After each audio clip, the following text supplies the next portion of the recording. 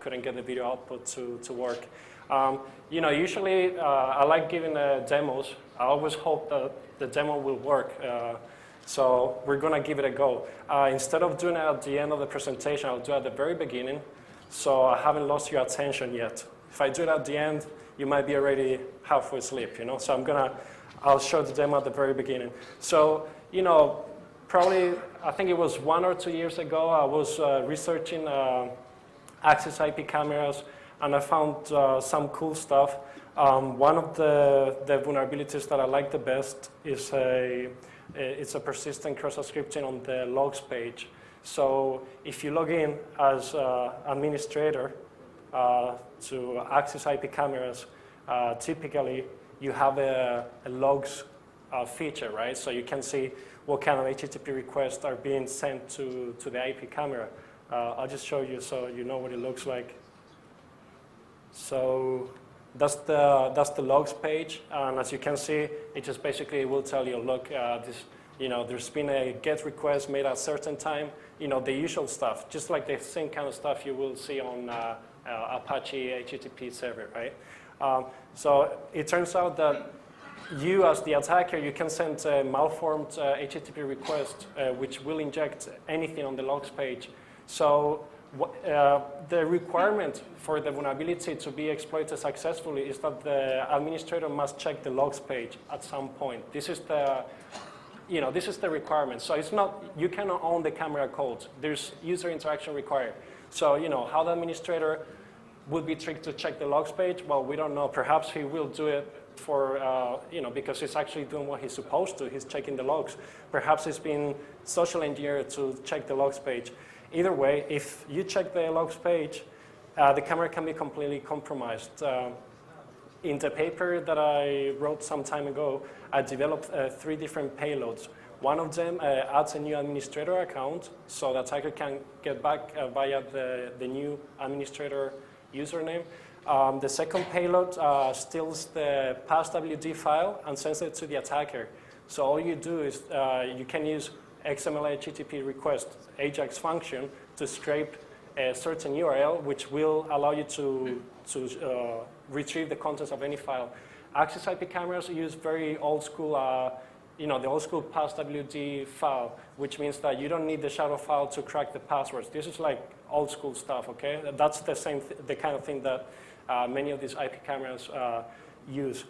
So a few months ago, I just wrote a little tool, and the idea is to show the third payload, which I discussed in the paper, which is, you hijack the video page. So, I just wanted to do what they show sometimes in Hollywood movies. You have the usual attack in which someone has compromised a CCTV system, and the attacker has put a video which looks the same as the legitimate one, but it's looping. So you get like 4 seconds looping back and forth.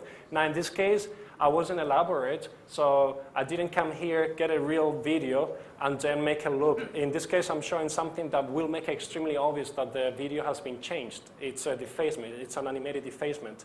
If you want to go elegant, what you do is that, I would record, in this case, a small video clip, then I will convert it to Flash, and then with the defacer tool, we will inject the Flash file. So from that point on, after the video is injected, even if you have people walking in front of the camera, you're just not going to see it because you're going to have the same video looping all the time. So if you give me a second, I just have the command in a TXT file. This tool is publicly available. If you like playing with access IP cameras, you can go to eBay. They're very cheap, they're very fun to play with. So it doesn't necessarily mean you have to spend a lot of money, to research them. So this is just a command. Okay, in this case, all it is, I'll describe it now. Let me paste it. So, of course, that's the IP address of the camera, 0.100, right? And then if you look at the options, you have different types of defacement that are implemented. The URL, in this case, is localhost. In reality, you would give the URL, which would correspond to a website, some random third-party site, which is hosting your video or animated GIF, whatever you want to inject. I mean, that you could put it on googlepages.com. Any free hosting provider will do. In this case, the file that I'm injecting is an animated GIF, and it's stored, it's hosted locally. That's why we're using localhost. So in theory, if it worked, the malform request has already been sent, and at this point has been logged.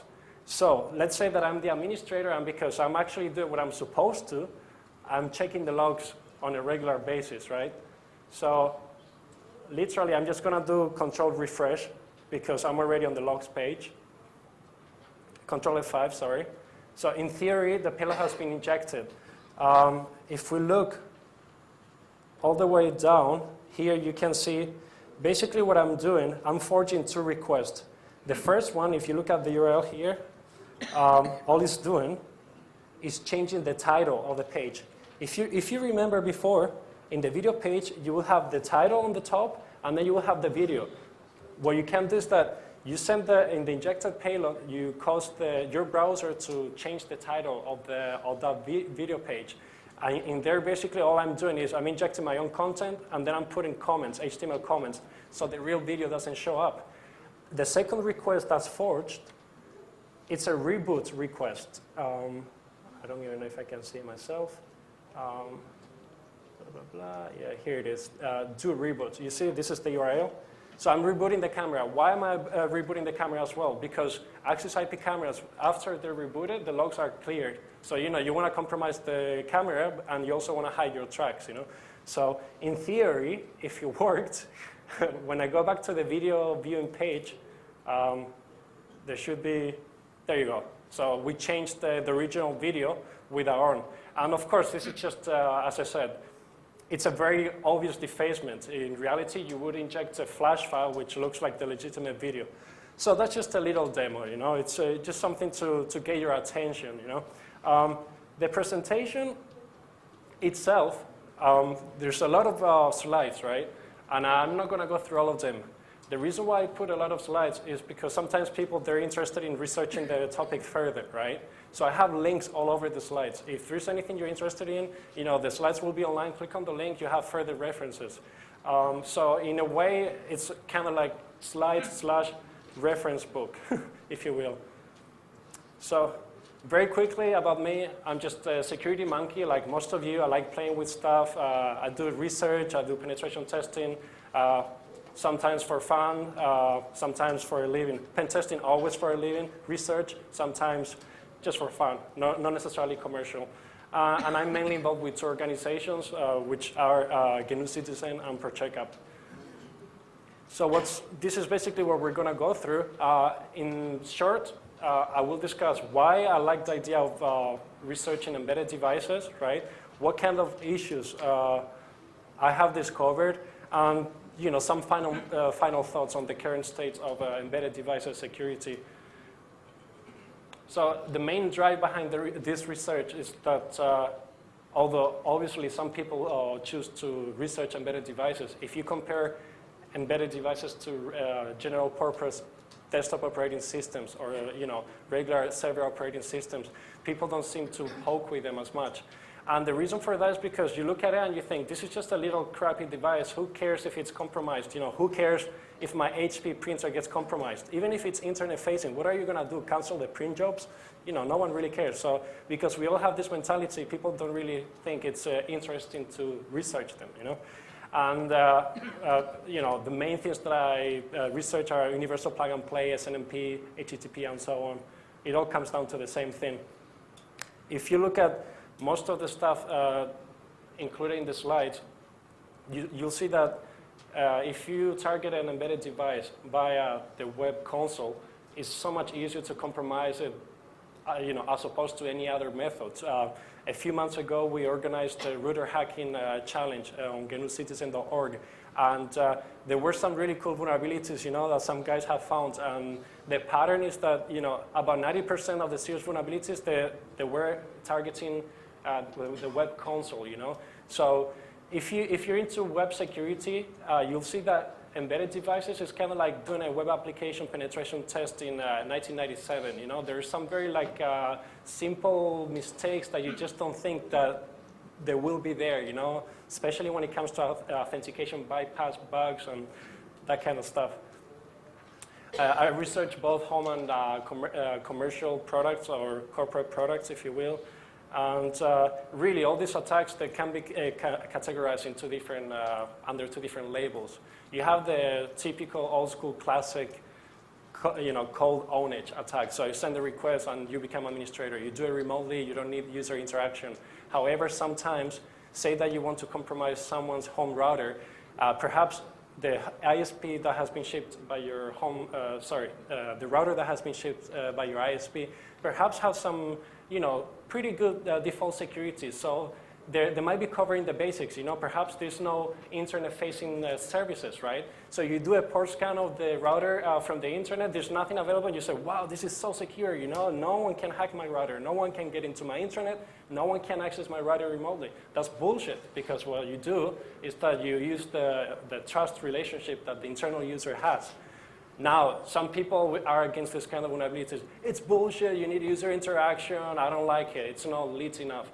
Well, people get phished all the time, people click on things all the time, people visit web pages. A malicious web page could be anywhere. Maybe you're browsing porn, right? And guess what? In the background, there's been a request sent to your router, This doesn't have to be something noisy, These attacks are simple HTTP requests, Your browser visits a page, something gets loaded, and a HTTP request is sent to your router in the background. And this is an image which I always put in my presentations, and no one laughs, And the reason why I put it is because the first time I saw this picture on the internet, I was laughing for about 10 minutes. I showed it to all my colleagues in my office, and no one found it funny, right? So I guess that I'm the only one who actually finds it funny, because every time I show it to other people, no one laughs. Anyways, that's completely off topic. So why did I say and beyond? I say cracking into embedded devices and beyond. Because I want to send, if there's one idea, one concept I want to transmit, is that sometimes if you compromise an embedded device, you could take things further. So there are several examples that I will give later.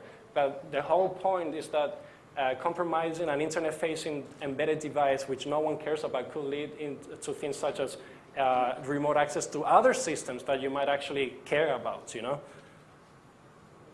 So for instance, the first potential attack that you could do, say that you compromise this Axis IP camera, it's internet facing, right? Most people will say, okay, I'm root on the camera, now I can change parameters. Okay, yeah, you can do that, but perhaps you want to use the camera to access the internal network remotely. Now, the assumption is that the camera has not been segmented properly.